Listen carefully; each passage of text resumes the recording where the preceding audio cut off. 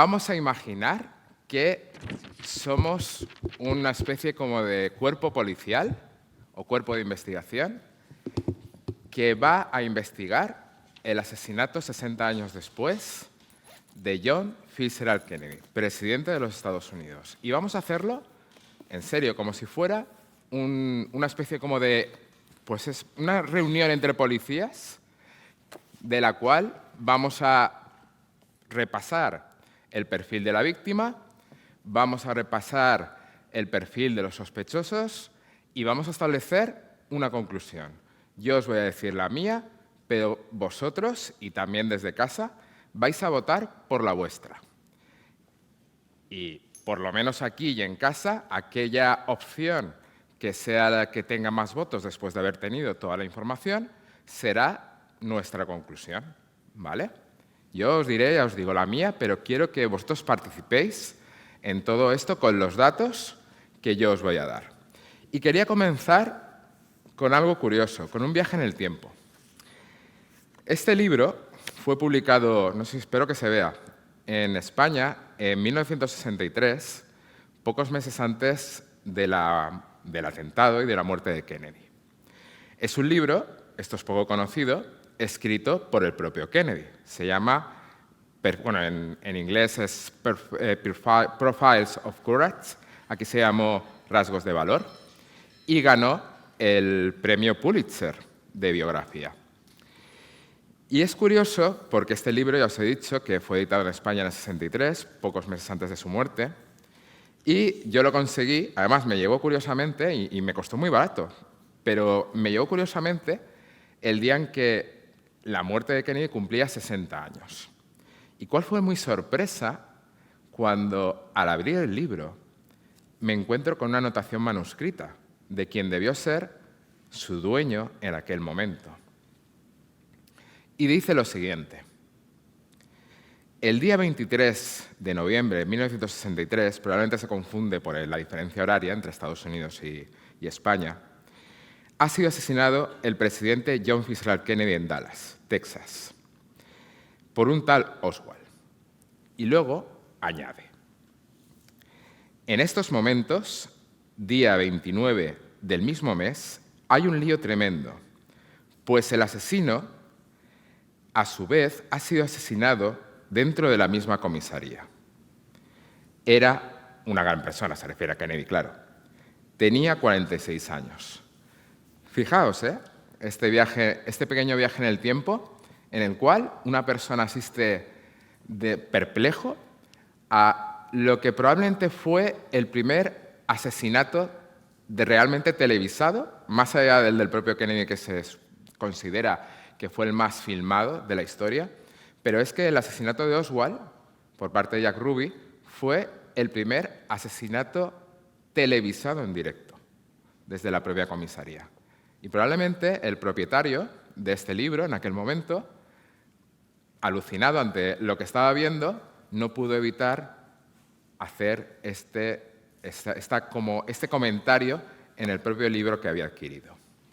Así que por él y en homenaje a él y a este viaje en el tiempo, a esta cápsula en el tiempo, vamos a iniciar esta investigación de hoy. Y como os digo, es una investigación conjunta entre nosotros y la gente que nos está viendo desde casa. Y aquí tenemos a la víctima, John Fitzgerald Kennedy, 46 años cuando fallece. Viene de una buena familia, una familia irlandesa que hace fortuna en Estados Unidos, con un padre, Joe, su sobreprotector, que mantenía numerosas infidelidades con respecto a su mujer, a Rose, hasta con Gloria Swanson, por cierto, mantuvo esa infidelidad. Y que es ese típico personaje de las novelas de Agatha Christie, el cual tenemos un elenco amplísimo de sospechosos y todos ellos tienen razones para eliminarlo, al igual que ocurría en las novelas de Hércules Poirot. en las cuales esa víctima, por ejemplo, esa víctima en el Orient Express, todos los sospechosos tenían motivos para acabar con él. Y es que pensemos que Kennedy cosechó numerosos enemigos a lo largo de su vida. Primero, por la protección que sobre nuestra víctima ejerció su padre, como os decía antes, su padre Joe. Se supone que el designado para hacer carrera era el primogénito de la familia. También se llamaba Joe. A John Fisher, por cierto, le llamaban Jack, ¿vale? Muchas veces lo leeréis como Jack. Pero ese destinado murió en la Segunda Guerra Mundial. Entonces tuvo que pasar un poco la línea de sucesión hacia el propio John Fitzgerald Kennedy. Claro, John Fitzgerald Kennedy, que tenía unas ideas contrapuestas a las de su padre, tenía en ese aspecto su propia personalidad, porque era un hombre que viajó, que conoció diversas culturas y veía que Estados Unidos no tenía que ser aislacionista, como ocurre con muchísimos norteamericanos, sino que tenía que tener un papel preponderante en la protección del mundo. Y, por tanto, un papel, digamos, intervencionista en la comunidad internacional.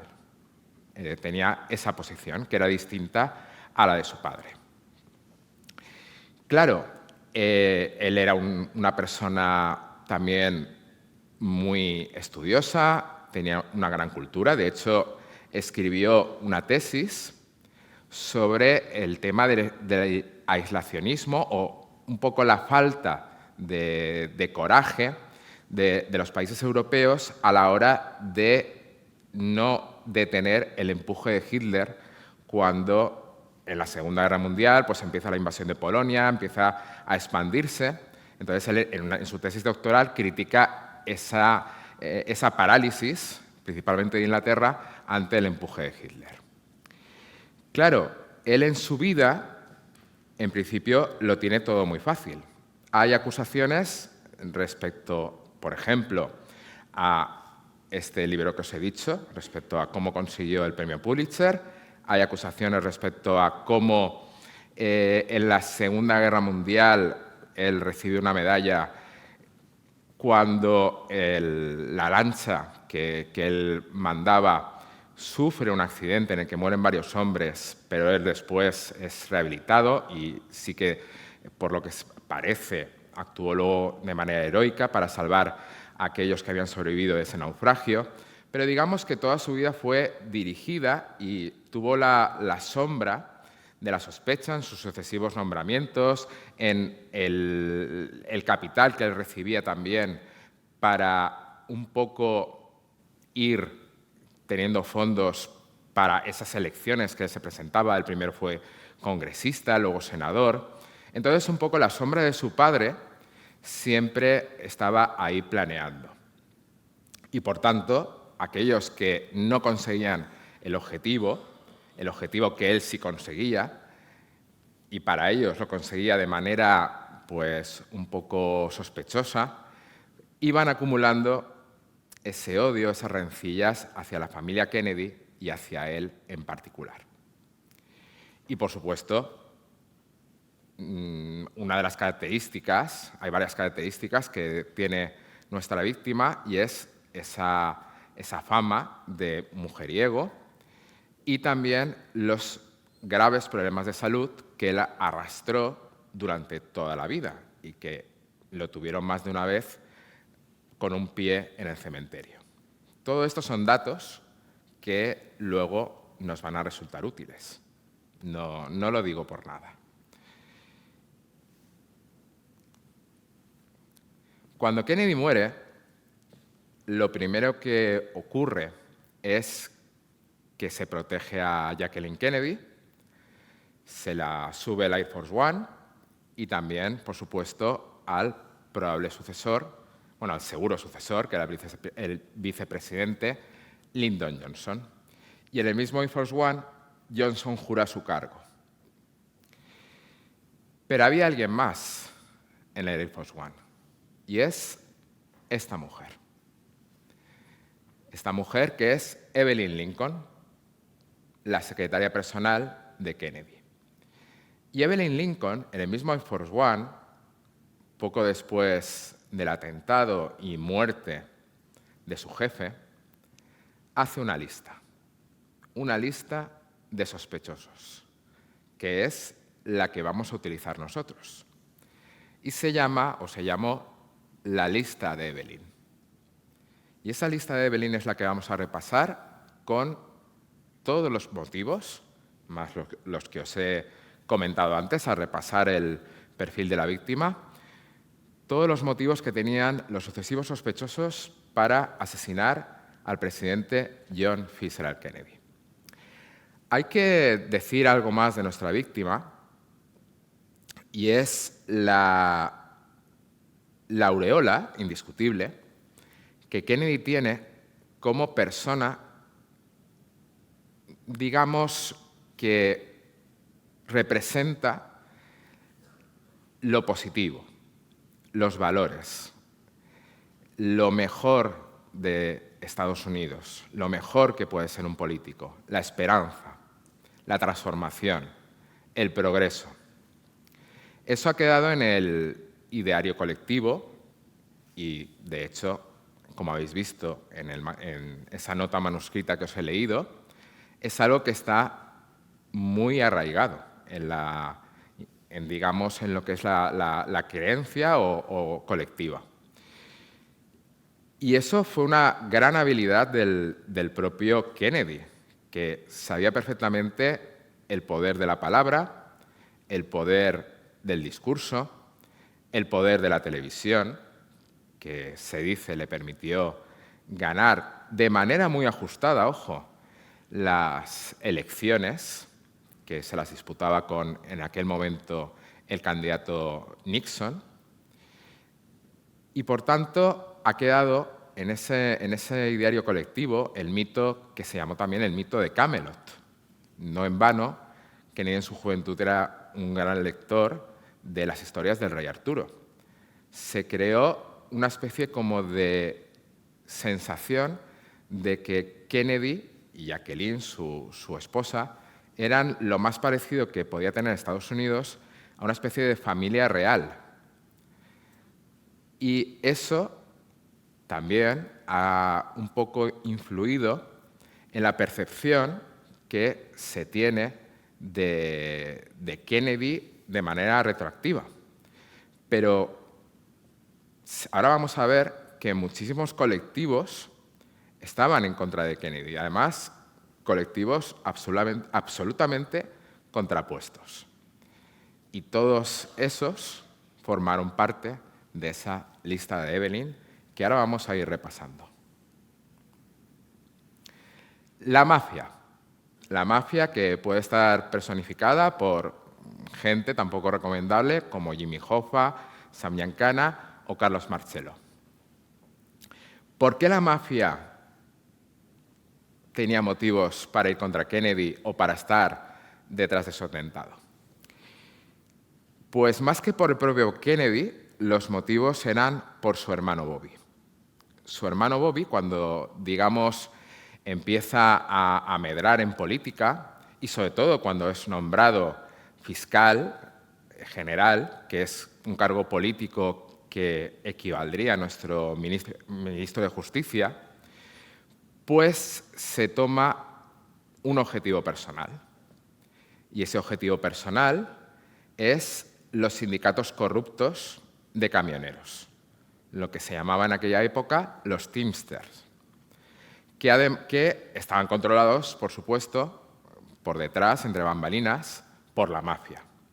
Lo que hacía la mafia era hacer que esos representantes sindicales corruptos extorsionaran a las empresas de transporte, tanto a las pequeñas como a las grandes. Entonces, realmente lo que se estaba perjudicando era a todos, toda la cadena, tanto de empresarios como de trabajadores. Y eso es algo que Bobby Kennedy, que tenía unas ideas muy claras y un sentido de la justicia muy recto, se tomó como algo personal el acabar con ello. Por tanto, empezó a buscar las cosquillas a estos líderes sindicales. Bueno, estos líderes mafiosos que estaban detrás de los sindicatos. Esa cruzada es algo que afectó a los intereses de estos clanes mafiosos. Y de hecho sabéis que el propio Bobby Kennedy, Robert Kennedy, moriría también unos años después. Es importante, y eso quizás lo tenía que haber dicho al principio, recordar una cosa en nuestra investigación. Supongo que todos habéis visto JFK, Caso Abierto y muchísimas teorías de la conspiración que se basan sobre todo en el debate sobre si hubo un tirador o dos tiradores. Esto seguro que lo habéis oído muchísimas veces, y el tema de la bala mágica, el tema de que una sola bala no podría haber herido a la otra víctima colateral, que fue el senador John Connolly, que viajaba delante de Kennedy aquel día en Dallas, y a la vez impactar tanto en lo que es la garganta como en la cabeza del propio presidente. Pero nos olvidamos que eso fue una conclusión, el tema del único tirador, fue una conclusión de la Comisión Warren, que fue la primera que hubo. Y fue la que ha quedado, pero se olvida muchas veces que en los años 70 hubo una segunda comisión de investigación, que fue la comisión de la Cámara de Representantes para la investigación de asesinatos. De hecho, investigó tanto el asesinato de Kennedy como el asesinato de Martin Luther King.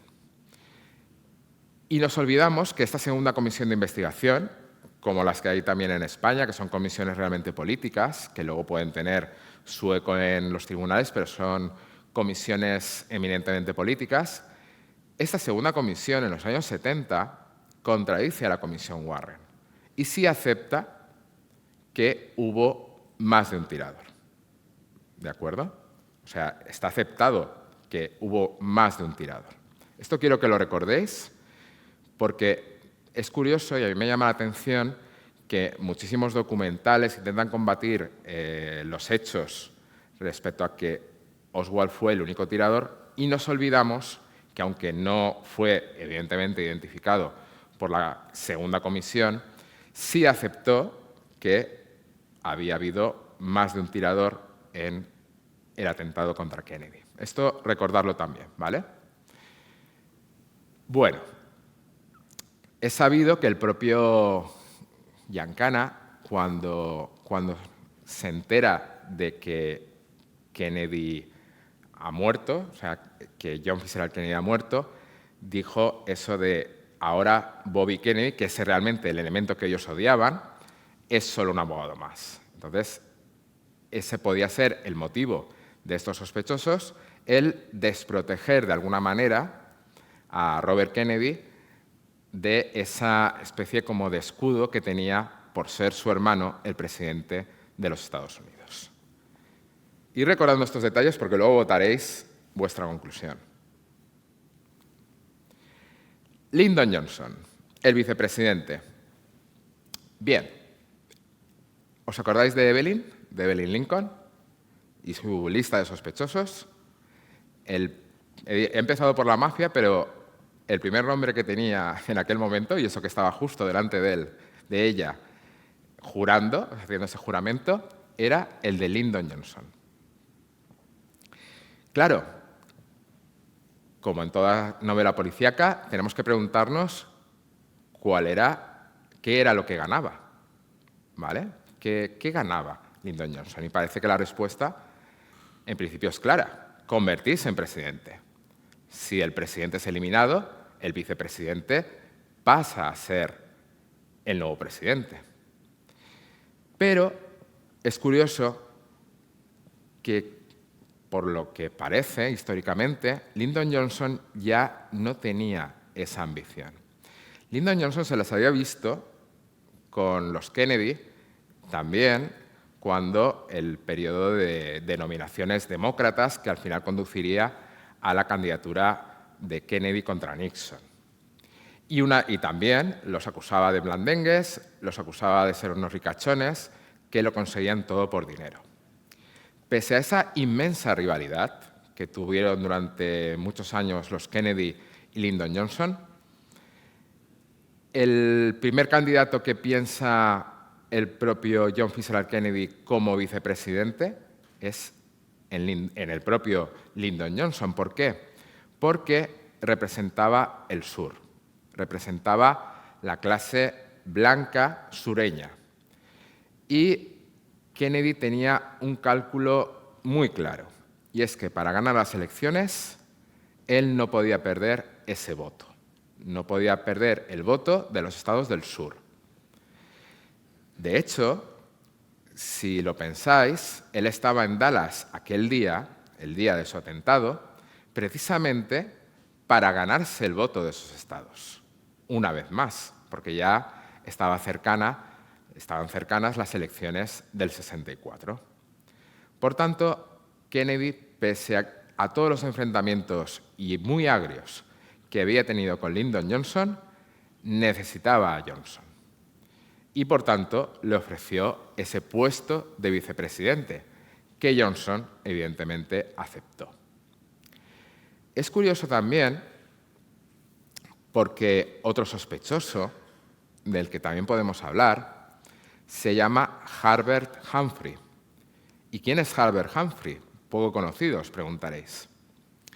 Vale, pues fue precisamente en el sistema americano, sabéis que hay como una especie como de enfrentamiento entre dos miembros del mismo partido hasta que es designado uno de ellos como candidato a la presidencia. Entonces hay como una especie de mini elecciones dentro del Partido Demócrata y también dentro del Partido Republicano para ver quién va a ser, lo votan un poco los miembros del partido, quién va a ser ese designado. Y el rival de Kennedy, antes de ser designado en esas elecciones, fue Hubert Humphrey. Hubert Humphrey lo acusó a Kennedy de fraude y que había comprado los votos para poder ser designado como candidato demócrata. Por tanto, también tenía motivos. Claro, ¿por qué nombro ahora a Humphrey? Porque Humphrey luego fue el vicepresidente de Lyndon Johnson. O sea, cuando Lyndon Johnson accede a la presidencia, posteriormente el vicepresidente fue el rival de Kennedy en aquel momento, el rival del Partido Demócrata contra Kennedy en aquel momento de elecciones. ¿Y qué también podemos decir sobre ellos? Tanto sobre Johnson como sobre el propio Humphrey, que luego sería su vicepresidente. Pues que, curiosamente, en un curioso ejercicio de contraste, pese a que por su condición de sureños y en principio, digamos, moderados respecto a la causa de los derechos, digamos, de las minorías negras, realmente, luego, cuando fue presidente, fue el que más impulsó las leyes contra la segregación racial. Es curioso. Fueron ellos los que lo que se había planteado como declaraciones de buenas intenciones en aquel momento se convirtieron en leyes reales que combatían la segregación racial. ¿Y qué podemos decir más sobre el propio Johnson? No sé si os lo he dicho antes. Su primera decisión, cuando llega a la Casa Blanca, fue despedir a Evelyn Lincoln, a la secretaria que había hecho esa lista. El ejército norteamericano. En este caso, representado como cabeza visible por este militar que veis aquí, Curtis LeMay. Si habéis visto Teléfono Rojo, Volamos hacia Moscú, de Stanley Kubrick, es la persona real en la que se basa el general Jack the Ripper, que es uno de los protagonistas de esa película. Y con eso ya os doy pistas sobre cómo se conducía el señor Curtis LeMay. Curtis LeMay era el mayor partidario de la línea dura contra la Unión Soviética. Y no le importaba que si para poner en vereda a Rusia había que lanzar las bombas nucleares, pues se lanzaban. Que el que quedase un poquito mejor iba a ser el vencedor. Y, por supuesto, los dos miedos que tenía John Fitzgerald Kennedy principalmente, los mayores miedos que tenía, era a perder unas elecciones y a que el mundo fuera destruido por una guerra nuclear. Y eso marcó totalmente su presidencia y, por tanto, marcó un escenario de enfrentamiento contra el ejército de los Estados Unidos y, sobre todo, contra esa facción súper dura que representaba Curtis LeMay. Curtis LeMay, que además era considerado en su momento, fue considerado un héroe, porque fue el que, cuando se establece ese bloqueo de Berlín, que separa Berlín Occidental y Berlín Oriental, queda bajo las manos soviéticas, y entonces digamos que los rusos empiezan a utilizar Berlín Oriental como elemento de bloqueo, pues él crea un puente aéreo para que llegasen mercancías y para que llegasen alimentos, y eso lo crea él. Pero, claro, eso significaba, todo lo que os he dicho, significaba que para él, John Fitzgerald Kennedy, y por extensión Robert Kennedy y todo lo que era esa cabeza visible, eran unos traidores, así de claro. Eran unos traidores que iban a ser amigos de los rojos, que contemporizaban con el enemigo soviético y que, por tanto, eran un peligro para la nación. Y él decía en conversaciones privadas que, estando Kennedy en el gobierno, era como si el propio Khrushchev fuera el secretario de Estado. Con lo cual, esa rivalidad, esos motivos para querer eliminarlo, pues también estaban ahí.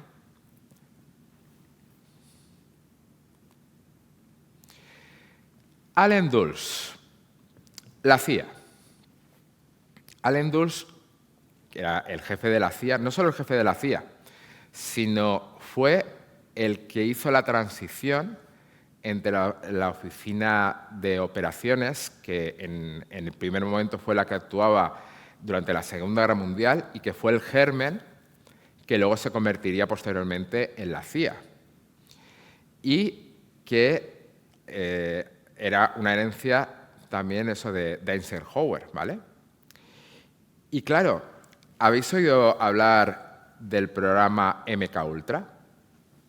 Un programa digamos que además se basó en un poco las iniciativas comunistas, curiosamente, respecto a lo que es el control de la opinión pública o al control de individuos concretos, control mental, al control de las emociones, incluso de los comportamientos, y que la CIA importó, además MK viene de Mind Controller en alemán, importó, ¿vale?, para un programa secreto que se mantuvo, se dice, hasta los años 70. Pero no fue eso lo que le enfrenta a Kennedy. No fue eso lo que le enfrenta a Kennedy y lo que hace que pierda su jefatura de la CIA. Lo que hace que se enfrente a Kennedy fue, y también eso enfrentó a Kennedy con el ejército de los Estados Unidos, fue lo que seguro que habéis oído, que fue el fracaso de Bahía de Cochinos. Ese intento que Allen Dulles le vendió a Kennedy como un éxito seguro de invadir Cuba y derrocar a Fidel Castro.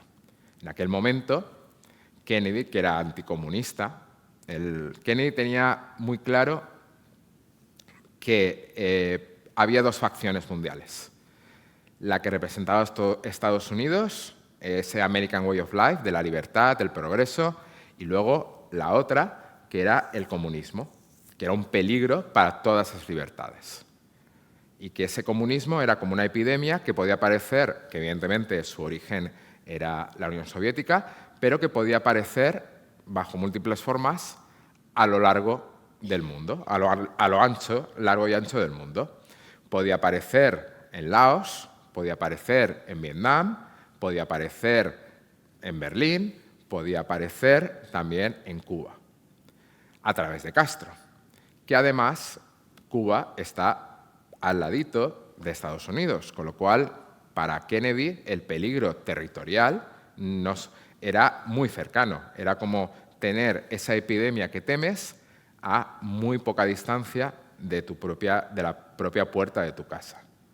Por tanto, Kennedy se tomó muy en serio dentro de esa filosofía, que también se llamó, y eso afectó al tema de Vietnam y a muchísimos temas de la política internacional, el famoso efecto dominó, que se suponía que si en Cuba o en el sudeste asiático, a través de Laos, a través de Vietnam, se afianzaba el comunismo, eso se iba a extender al final por todo el mundo e iba a engullir a Estados Unidos y esa idea de la libertad y el progreso. Entonces, Allen Dulles le vende el paquete de vamos a invadir a través del apoyo anticastrista Bahía de Cochinos, y ahí va a ser una punta de lanza para poder derrocar a Fidel Castro. Incluso se llegó a plantear el asesinar a Fidel Castro en ese momento y también de manera posterior. Y, en principio, Kennedy se fía tanto de Allen Dulles y se fía también del ejército norteamericano, y en el último momento se da cuenta de que todo lo que, para él, todo lo que se había montado eran castillos en el aire. Y como se sabe, al final, Kennedy ordena retirar el apoyo, principalmente el apoyo aéreo, que hubiera permitido bombardear Bahía de Cochinos y, por tanto, facilitar el levantamiento de los insurgentes anticastristas. Con lo cual, con esa decisión, Kennedy, en una jugada maestra, se crea varios enemigos de golpe. 4 de los sospechosos se los crea de golpe. Por un lado, el ejército norteamericano. Por otro lado, Allen Dulles, al que despide poco después, acusándole de desleal, que le había mentido, que le había vendido la moto cuando la moto no era para nada lo que le habían vendido. A los anticastristas, a los que retira el apoyo, ahora lo vamos a ver también como sospechosos, y por supuesto al propio Fidel Castro, que se descubre el pastel de que Estados Unidos iba a apoyar esa invasión. Como veis, a cada paso se va creando nuevos enemigos. Con cada decisión se va creando nuevos enemigos. Ah, y por cierto, se me había olvidado. Allen Dulles después formó parte de la famosa Comisión Warren, que determinó que solo había habido un tirador en el atentado contra John F. Kennedy. Y claro, aquí está eso tan complicado de si esa famosa frase de el enemigo de mi enemigo es mi amigo, pues no, para Kennedy no es así. O sea, Kennedy se hacía enemigo del enemigo y de su enemigo, de los dos. Y, por supuesto, claro, Castro era conocedor tanto de las maniobras para invadir Cuba como de las maniobras que hubo posteriormente, tanto por parte de John F. Kennedy como por parte de su hermano, para lo que se llamó la Operación Mangosta, que era la muerte y, evidentemente, derrocamiento del régimen de Fidel Castro. Por tanto, también lo tenemos que apuntar, evidentemente, a la lista de sospechosos, pero ya os digo, tanto a los castristas como a los anticastristas. Todos tenían motivos. Y hemos hablado antes de Vietnam y de Laos, ¿vale? Laos y luego Vietnam, que Vietnam del Norte era la parte que era lo que representaba el comunismo. Y en aquel momento, en el principio de los años 60, cuando Kennedy estaba construyendo ese relato del ellos y nosotros. El ellos, evidentemente, era el comunismo, y el nosotros era, pues eso, ese American Way of Life, que además tuvo ese reflejo también en la propia carrera espacial, en ese quién lanza un satélite, quién llega antes a la Luna. Todo eso al final era parte de un relato. Quién representa la libertad, quién representa el progreso, o quién incluso puede hacer que esa epidemia, que es el comunismo, llegue más allá del globo terráqueo. Todo era parte de ese mismo discurso. Y claro, otro de los escenarios de ese campo de batalla era Vietnam. Vietnam del Norte, que representaba el comunismo, y Vietnam del Sur, que se suponía que representaba más los intereses de los Estados Unidos. Y, por tanto, en un primer momento, Kennedy se intenta hacer como aliado a ese representante de Vietnam del Sur, que era el general Ngo Diem, ¿vale? Diem realmente era el nombre, pero es como ha pasado a la historia. Entonces, claro, lo que ocurría con muchas veces, y es lo que le hacía granjearse enemigos, tanto en la mano izquierda como en la mano derecha, era esa calculada ambivalencia de doy un paso, pero claro, si doy un paso, ¿en qué me va a perjudicar? ¿En qué me va a beneficiar? Le digo ahora a este que sí, pero luego el problema es que si le digo que este que sí y me granjeo el odio del contrario, ¿qué va a pasar? ¿Cómo lo van a ver el pueblo americano y cómo...? Entonces, al principio, Diem es su aliado, pero llega un momento en que es como una especie como de aliado fuera de control. Y la CIA, y ahí ya no estaba Allen Dulles, lo que hace es que propicia, y esto ocurrió poco antes de la muerte de Kennedy, propicia un golpe de Estado.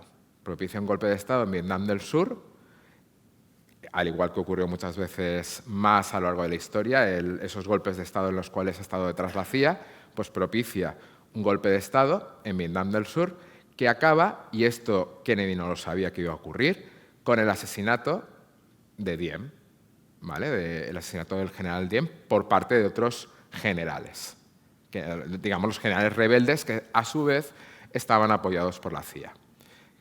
¿Quiénes son nuevos sospechosos? Evidentemente, aquellos que eran partidarios de Diem y ven cómo la CIA, y lo que no sabían es que Kennedy eso no lo conocía, había estado detrás de ese asesinato. Y vamos llegando hacia el final de la larga lista. Y nos aproximamos ya, poco a poco, a el momento el momento del atentado, el momento de aquel que fue detenido, aquel que lo asesinó después. Y nos vamos aproximando con este hombre, con Edwin Walker. Cuando Kennedy visita Dallas, se encuentra, o aquellos que tenían que protegerle, se encuentran con que se ha llenado la ciudad de una serie de pasquines en los que pone, como en las películas del oeste, aparecía el rostro de Kennedy y más o menos lo que se venía a decir era que se busca traidor vivo o muerto. Se dice que quien estaba detrás de esa publicación de pasquines fue este hombre, Edwin Walker, un exmilitar que luego terminó siendo líder de extrema derecha y cuya vida sufrió un atentado 5 meses antes del propio atentado contra John Fitzgerald Kennedy. ¿Quién intentó matar a Edwin Walker, como os digo, antiguo militar y líder de extrema derecha? Lee Harvey Oswald. Ese fue el que intentó matar a Edwin Walker. Claro, os he dicho antes que, igual que Curtis LeMay, ¿vale? Esa facción militar, Edwin Walker pensaba que Kennedy era un peligro por esa política blanda, era un peligro para los Estados Unidos. Y en eso se parecía a, precisamente, aquellos que pensaban, fijaos cómo a veces los polos opuestos se atraen, aquellos que pensaban que precisamente por ese anticomunismo era también un peligro. O sea, la misma actitud provocaba el rechazo de unos, una vez más, y de los contrarios.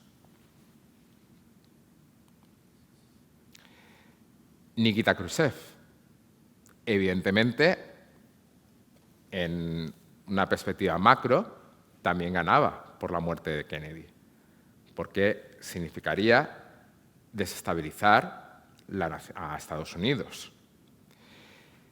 Curiosamente, una de las primeras cosas que hace Robert Kennedy, en medio, se supone, de su dolor, cuando matan a su hermano, fue dirigir un telegrama al Kremlin diciendo que en ningún momento pensaba que Khrushchev había tenido, y por tanto el gobierno soviético, había tenido absolutamente nada que ver en el atentado contra su hermano John.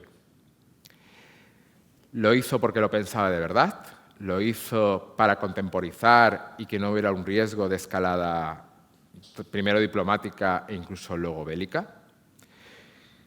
Khrushchev y Kennedy tuvieron una relación muy curiosa y eso nos lleva a uno de los grandes momentos, evidentemente, de lo que fue la presidencia de Kennedy y quizás, probablemente, la razón por la que deberíamos estar agradecidos al presidente Kennedy, que fue la crisis de Cuba, la crisis de los misiles.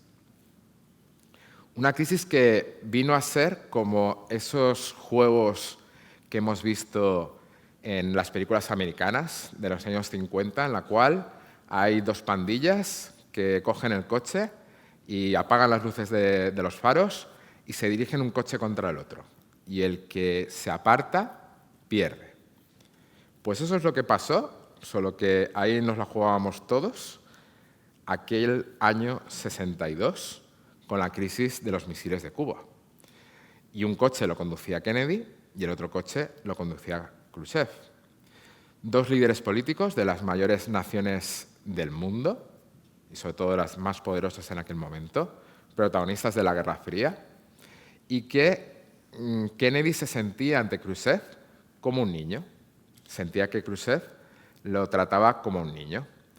Y el propio Khrushchev, al parecer, se creció y pensó pues, que podía un poco atenazar a Kennedy haciendo eso, o sea, colocando esos misiles a muy poca distancia de la costa norteamericana, que fue lo que ocurrió. Al Kennedy darse cuenta a través de fotografías que había unos misiles soviéticos de los cuales, evidentemente, Khrushchev no le había informado. Entonces se establece un juego tenso que estuvo a punto de llevar a una guerra nuclear, que si hubiese dependido, por supuesto, del general antes comentado, hubiera ocurrido, y Kennedy tuvo la habilidad de a la vez mantener una postura firme, pero no tan firme como para llevar a algo que no hubiera tenido una vuelta atrás. Y dice la leyenda que toda esa crisis dejó en Khrushchev al final un cierto respeto contra el que había creído un absoluto advenedizo y un chiquillo. Al final, eso que hizo que él tuviera que ser el que apartara en última instancia ese coche, y eso se representó por los buques soviéticos que tuvieron que dar la vuelta, que se dirigían a bloquear Cuba, pues a la vez, en el fondo, supusiera que se ganase un cierto respeto y, de hecho, luego las relaciones entre la Unión Soviética y Estados Unidos mejoraron. Otra de las muestras de ambivalencia de Kennedy, que no puedo dejar de comentar, fue lo que ocurrió con el muro de Berlín.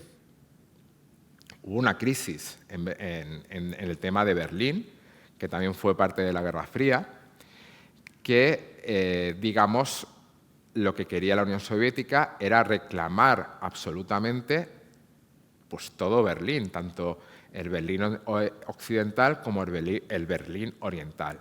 Entonces, eso fue también uno de los problemas que tuvo que arrastrar Kennedy.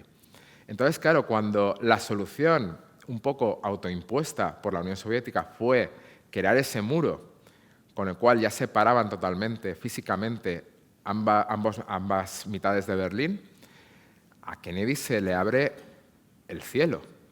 Y fue una manera de solucionar esa crisis. Pero esa crisis se solucionó a costa de abandonar, pese a las promesas de Kennedy, a su propio destino, a toda la parte de los ciudadanos de Berlín que se habían quedado en el sector oriental y que fueron absolutamente abandonados, pese a luego yo también soy berlinés y todo lo que hubo, pero Kennedy no movió un dedo cuando de manera unilateral se construye el muro de Berlín y se separan ambas mitades. Y luego tenemos el cajón desastre, ¿vale? Por si faltaba algo. Tenemos, por esa tibieza que os he dicho antes, realmente de Kennedy, pese a sus promesas respecto a las leyes antisegregación o el apoyo real de los derechos civiles, tenemos a los partidarios de Malcolm X, que era una facción radical, ¿vale? de esa lucha por los derechos civiles.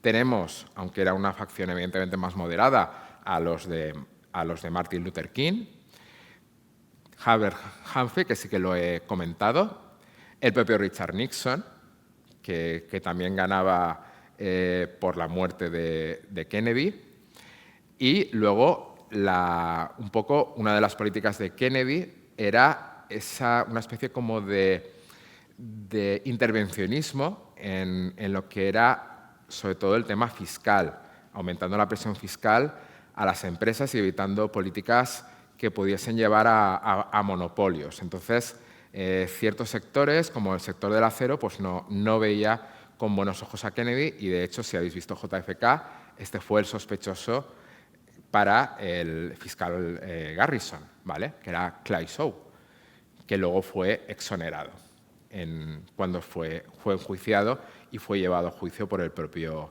Garrison, que lo interpretó Kevin Costner en la famosa película de Oliver Stone, que, repito, la famosa película de Oliver Stone no tiene en cuenta, porque además en ese momento, en el momento del juicio, no había tenido lugar, lo que concluyó después la comisión que os he hablado de los años 70 para la conclusión de la comisión de la Cámara de Representantes para la investigación de asesinatos, que sí que aceptó ese segundo tirador.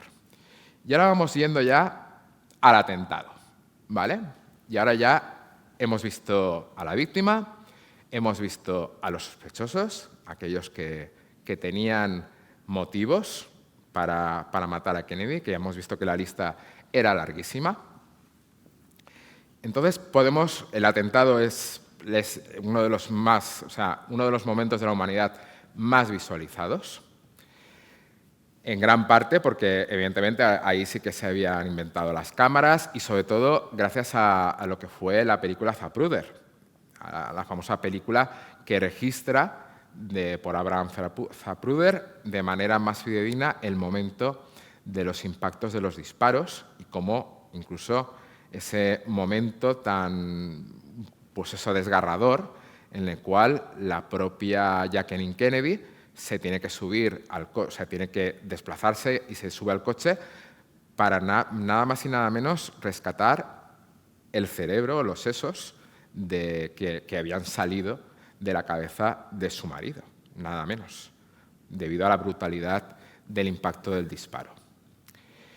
Y, como os he dicho antes, claro, se habla de se han hecho pruebas sonoras de balística, se han hecho innumerables pruebas que no han llevado a ninguna conclusión, pero que sí que parece muy complicado que una misma bala, primero, pudiese impactar, tal y como se ladea la cabeza de Kennedy.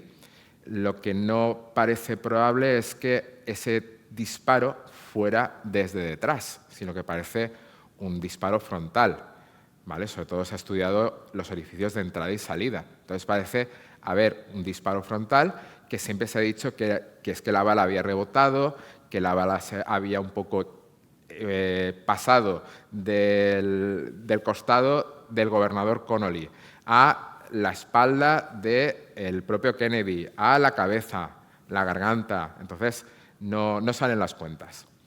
Pero ya os digo que en esa segunda comisión se aceptó la presencia de 2 tiradores, ¿vale? Y, por tanto, se acepta por parte de la propia comisión la existencia de una conspiración. Pero, ojo, y aquí llega una de las claves sobre la que quiero que por lo menos reflexionéis. Cuando se habla de conspiración, cuando nosotros escuchamos la palabra conspiración, entendemos automáticamente que una conspiración es a lo grande, que una conspiración es algo que lleva a las más altas esferas. Yo quiero simplemente abrir la mente respecto a que esto no es necesariamente así. De hecho, conspiración, como término legal en Estados Unidos, significa realmente la unión de más de una voluntad a la hora de cometer un delito, ¿vale? O cometer un hecho como este, un asesinato, por ejemplo.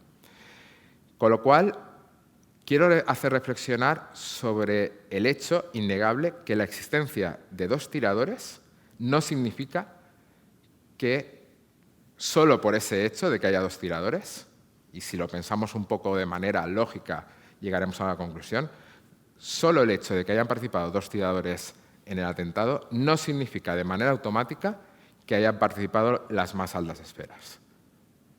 Es algo sobre lo que quiero simplemente que se reflexione. No lo niego, o sea, quiero decir, no es una negativa, pero de manera lógica no es necesariamente una conclusión inequívoca que el hecho de haber más de un tirador signifique que haya tenido que participar la CIA o haya tenido que... Puede que sí, pero no necesariamente. Y esto para mí es algo objetivo y lógico.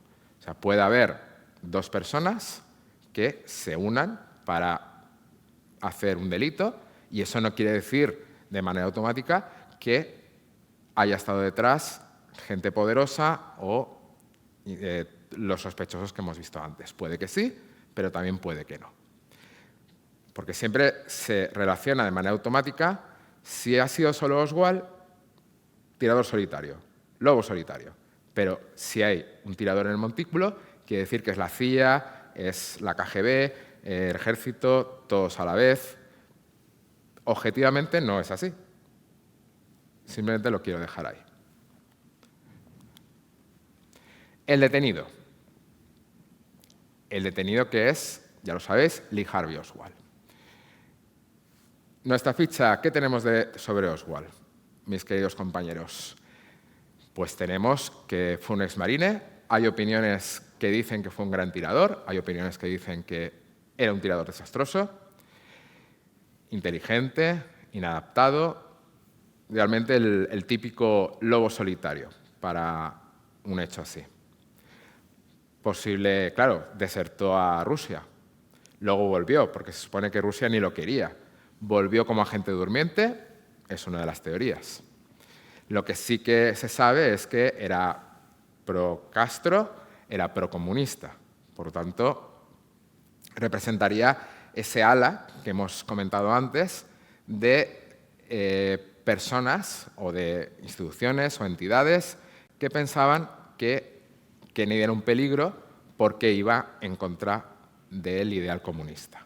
Eso es lo que representaría ahí Oswald, ¿vale? O sea, en ese vaivén entre, curiosamente, el ejército de los Estados Unidos y ese viaje a Rusia, también se supone que viajó a Cuba. Y este fue, como sabéis, el detenido. Mata a un policía, a J.D. Tippit, y luego es detenido en un teatro y se le encuentra rifle, los rastros y se le lleva a ser interrogado en la comisaría. no se le saca absolutamente nada más que soy un chivo expiatorio, yo no sé nada. Y como sabéis, y como sabe y vio probablemente en directo el propietario de este libro, es asesinado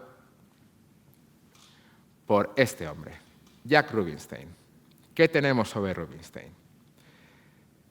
Pues mafiosillo de medio pelo, por eso muchas opiniones lo relacionan con el primer sospechoso que hemos visto en esta tarde, que era la mafia, Giancana, Carlos Marcello, todos los que hemos comentado. Se supone que hubiesen obligado aquí a Jack Rubinstein, a Jack Ruby, a asesinar al propio Oswald, al propio tirador, para poder acallarlo, para silenciarlo, para que no hablara. Sin embargo, él dijo que lo hizo precisamente por patriotismo.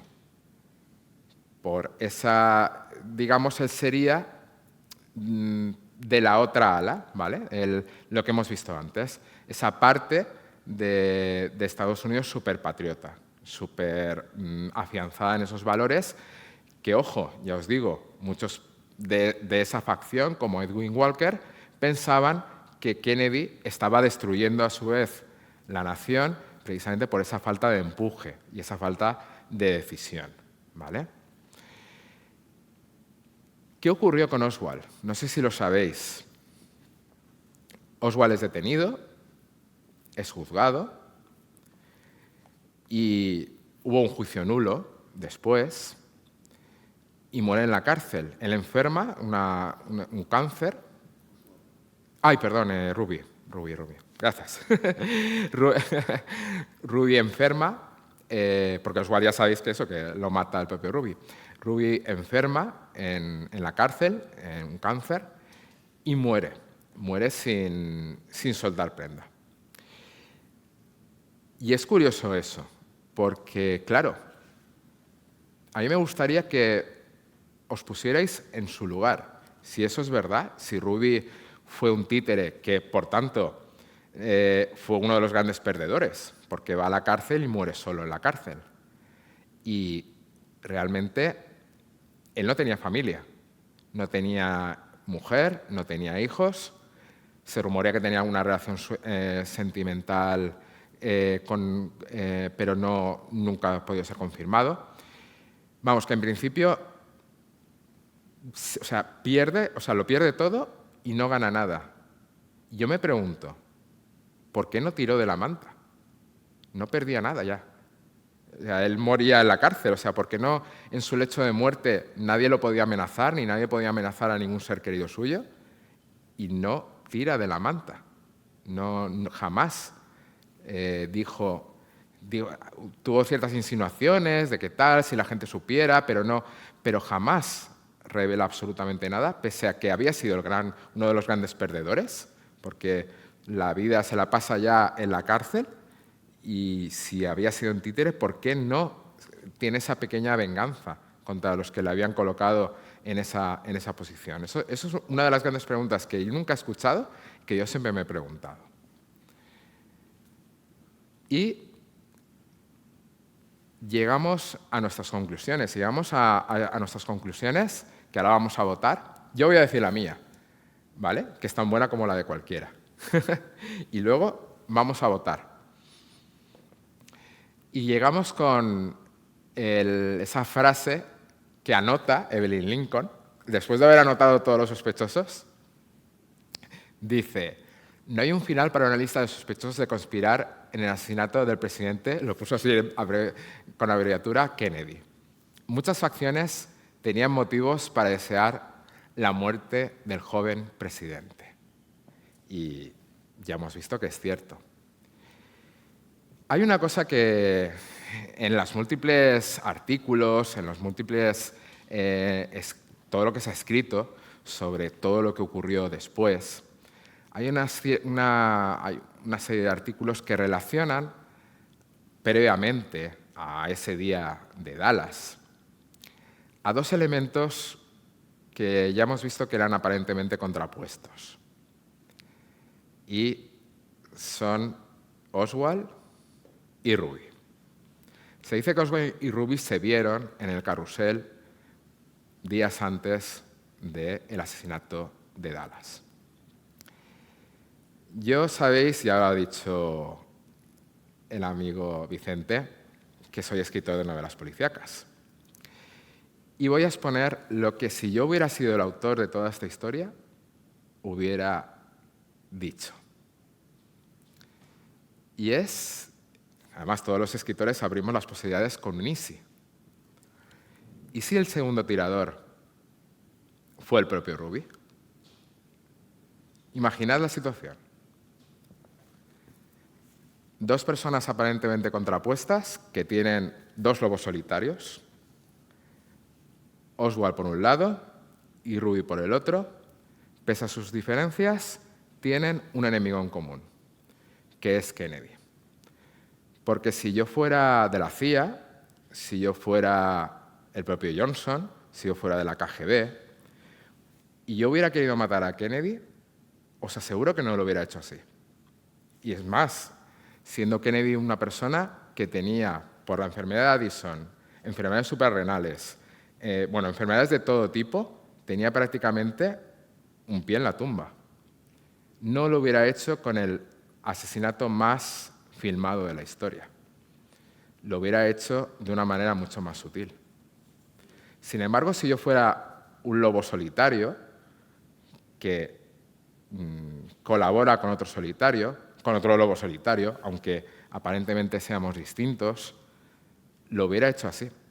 Lo hubiera hecho, pues, uno en lo alto de una torre, que era donde trabajaba, y otro en un montículo. Si yo hubiera sido el segundo cómplice y me considerase patriota, hubiera pensado, ¿cómo quiero pasar a la historia?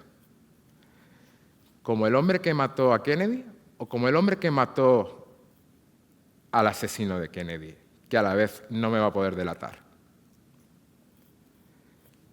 Y luego me hubiera callado para precisamente preservar ese legado.